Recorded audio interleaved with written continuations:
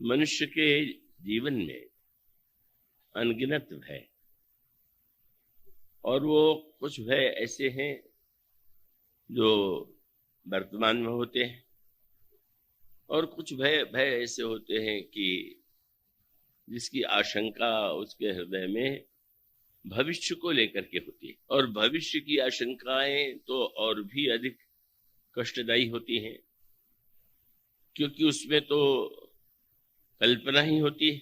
पर ये जो भय के अनेक कारण हैं, उनमें जो सबसे बड़ा भय व्यक्ति के जीवन में स्पष्ट दिखाई देता है वह मृत्यु का भय। इसका तात्पर्य है कि रोग या अन्य जो कारण हैं दुख के, उनके विषय में तो एक कल्पना की जा सकती है किसके जीवन में होगा, किसके जीवन में नहीं होगा, लेकिन ये जो मृत्यु के प्रति भय है यह तो सर्वव्यापी है। अन्य दुख जो है वो अनिवार्य नहीं है कि प्रत्येक व्यक्ति को प्रत्येक दुख प्राप्त हो, पर मृत्यु की अनिवार्यता वह जीवन का एक ऐसा सत्य है कि जिसका कोई अन्य अपवाद नहीं है, दृष्टांत नहीं।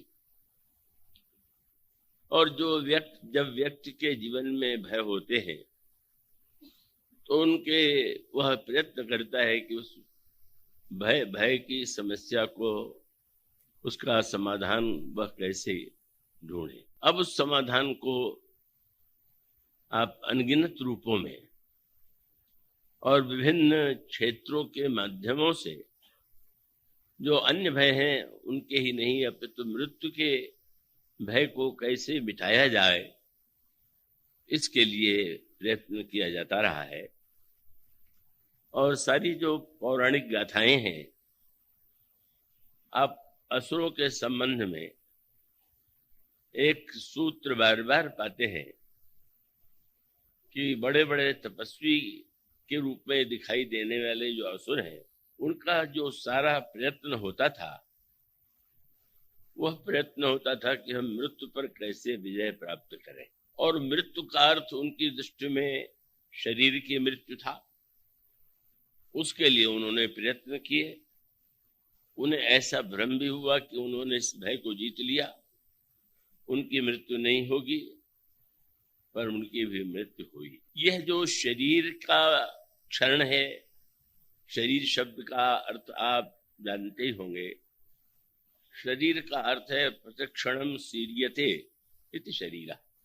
जो हर क्षण जिसका हो रहा है, पुराना पड़ रहा है, घट रहा है, उसका नाम शरीर है। तो जो आसुरी वृत्ति है, उन्होंने यह मान लिया कि शरीर ही सब कुछ है, और शरीर को अमर बनाने में ही जीवन की सबसे बड़ी उपलब्धि है।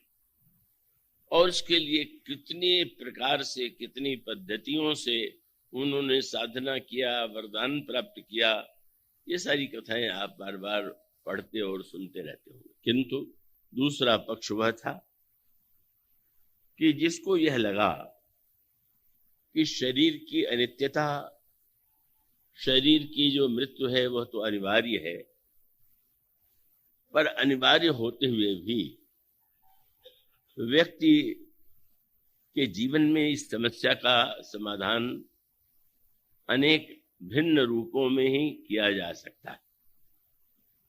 और उसी के संदर्भ में अनेक गाथाएं, अनेक ग्रंथ हमारे जो सनातन धर्म की परंपरा है उसमें प्राप्त होते हैं।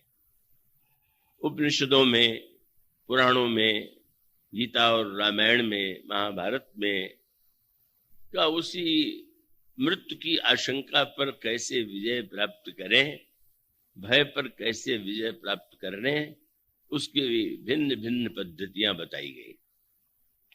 उन पद्धतियों में विचार की पद्धति, उपासना की पद्धति, व्यवहार की पद्धति, उसके अनेक नाम दिए गए।